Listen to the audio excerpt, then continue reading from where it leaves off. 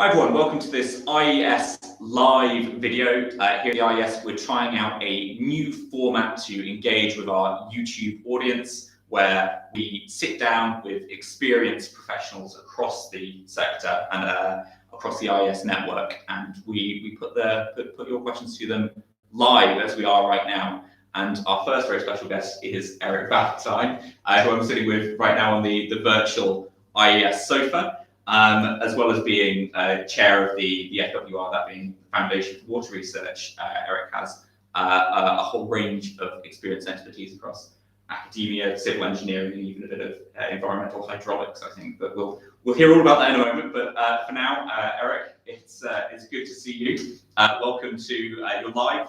We've got people watching you live on the internet right now. How are you doing, Eric? Thank you, Joseph. That's doing pretty well, actually. Where do you want to go with this?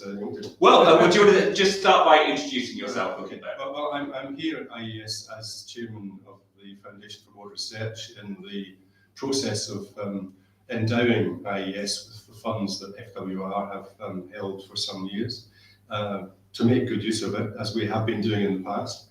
I'm a very much retired academic civil engineer, although I'm still a visiting professor at Newcastle and a professorial fellow at Charles Darwin University in Australia, where I spent 7 years. So I'm still fairly active doing the things that retired academics do, like review journal papers and that sort of marshalling of journal material. Yeah, that's me. Do you want me to go on and say a bit about my background? Sure, please. Well, I graduated in 1973, which might seem like eons ago to most people, in civil engineering in Glasgow, and went to work for a consultant in Glasgow, which didn't last long because I found them very Victorian. So I went off to New Zealand and ended up doing a PhD there in what became my career subject, environmental hydraulics. It was dispersion in rivers, actually. Which, if you've looked at the news in the last few days, you will find that actually New Zealand is going to feel a need for this, which they never had before, because of poor farming practices in places like Canterbury. Intensive farming is causing problems.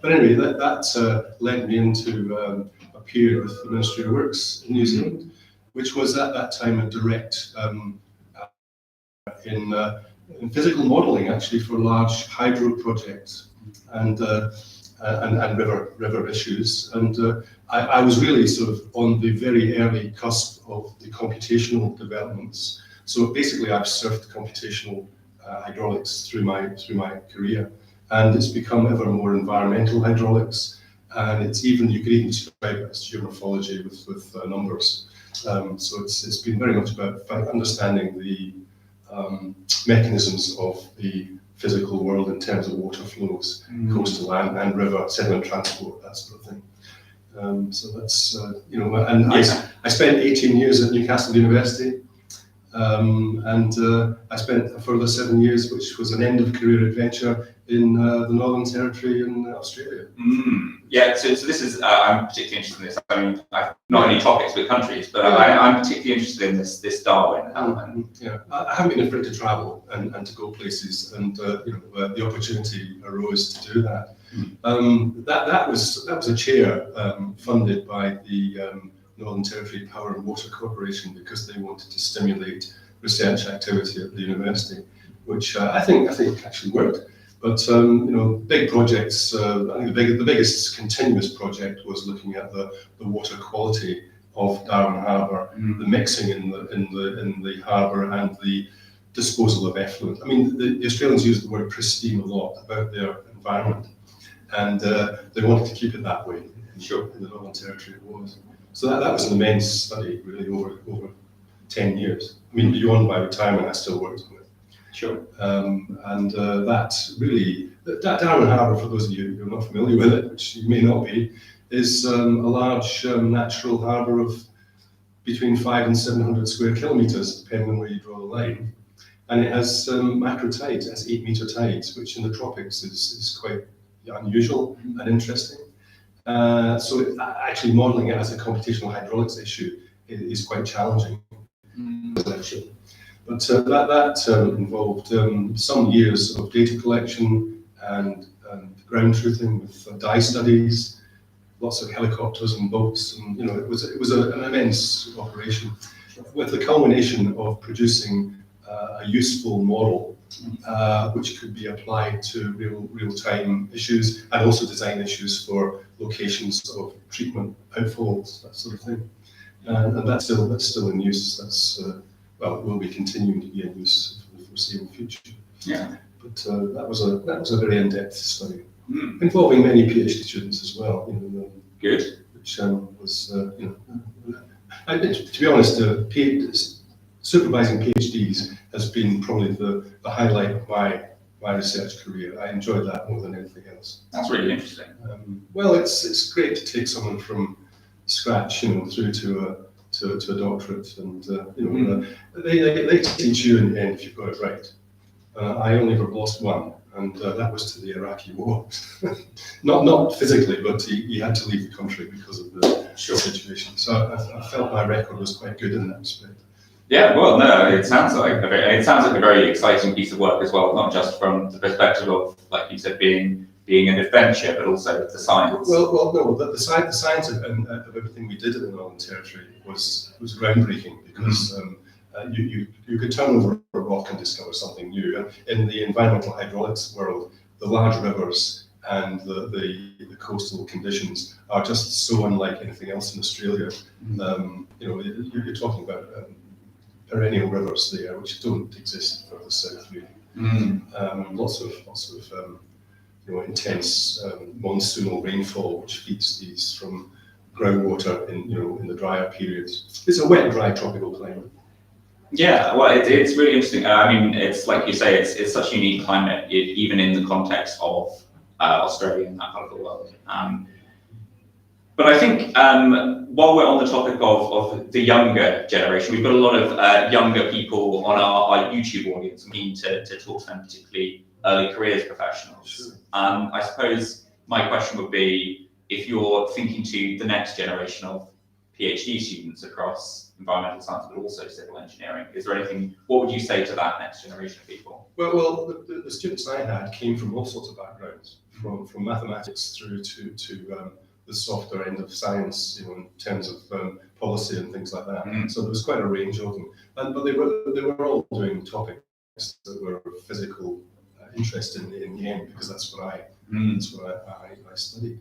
But I think willingness to go places, and that's not so easy for everybody. But if you can go somewhere to do that sort of thing. I mean, I went to New Zealand to do my PhD, which was no hardship, mind you, but that sort of Sure. thing. There's going to be a huge demand for the expertise of people in that area, right across the board. But the backgrounds at that level, unless you want to become a professional sort of hard civil engineer, don't matter so much. You must have that first degree in civil engineering to do that. But there are lots of other pathways after that which are equally valid. It's. I've always thought it was good to see people having some real-world experience and not just go straight into a PhD and then into academic research. Some will go into applied research, some will go into academic research, but it's good for them to have practical experience before they do that. Absolutely, whatever area it is. And no, it's a really interesting relationship between that sort of practical and theoretical side. And I think also in there's a really interesting lesson about interdisciplinarity, that increasingly we're connected across disciplines. Yeah. I think absolutely. I think you should not build silos of science or engineering in any way. And in fact, that's why I've spent a large part of my career trying to break down. It was to take away the idea that civil engineering is just concrete and building, and that's the thing. It was really to say we need to understand the natural environment before we can move on to do things like river control. It's a hard word these days, but engineering associated with natural water has to understand what the physical conditions are in terms of the natural stability. And a very large element of my research was looking at river morphology and stability in terms of being able to predict what it should be for stability. That's been a very important issue for me.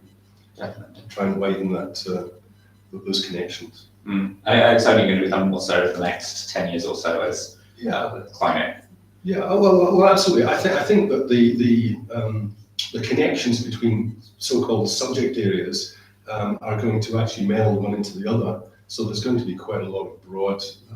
I don't think specialism up to a point is useful because it enables you to focus on a problem. But after that, it becomes less useful because it sort of makes you forget about the connection of that topic to the next thing along the line. Well, no, absolutely. And I think more than ever now, I think we're coming to the realization we need to be systems-based, and a lot of environmental work, science or otherwise, is now very challenge-led, isn't it? Absolutely. I mean, the Victorian idea of controlling a river, you worked on one place and you destroyed the bit upstream and the bit downstream by doing that. And we've spent a lot of time trying to put these things back together and renaturalizing channels. And yes, you need that systems approach to understand. And potentially that's a benefit of where we are now with the IES and the FWR is a little bit more connectivity. Absolutely.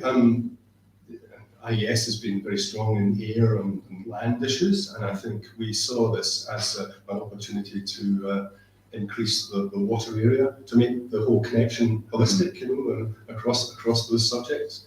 You can't isolate them really. But since you didn't have that water expertise, we hope that this money will enable you to develop that expertise. Absolutely. And that's my role really in the coming time with IES. And it's a really, really exciting time as well. Yeah, absolutely. FWR's sort of ambition has always been to provide educational material for the public, and something that's consumable by the sort of educated average person on the street, to explain these issues. And I think that role will continue, but it should broaden out to enable IES to develop water expertise, which enables them to do all the other things they've been doing with land here. Absolutely. Well, I mean, we've had a very wide-ranging conversation, but we're coming to the end of our time, Eric. So I wonder if you have any sort of final word, any last thing you'd like to throw into YouTube. Well, I couldn't say how important I think the whole area of environmental water issues are, and that's what I want to see being taken more seriously. We've seen some bad news from water in other places, so we need to have the expertise around to prevent that from happening. Absolutely. Well, I think that's a fantastic point to end on. So we will end it there. So thank you so much, Eric, for, I think, a really interesting, wide-ranging conversation. What we will say then is hopefully that you in the YouTube audience have also enjoyed being with us today as we put your questions live to Eric. But remember to subscribe to this YouTube channel that you're viewing us on right now, as well as the IES and FWR link, that really useful translation of water issues for the educated layperson as well. For now, thank you again, Eric, for a great interview, and thank you everyone for joining us today. For now, we'll see you around.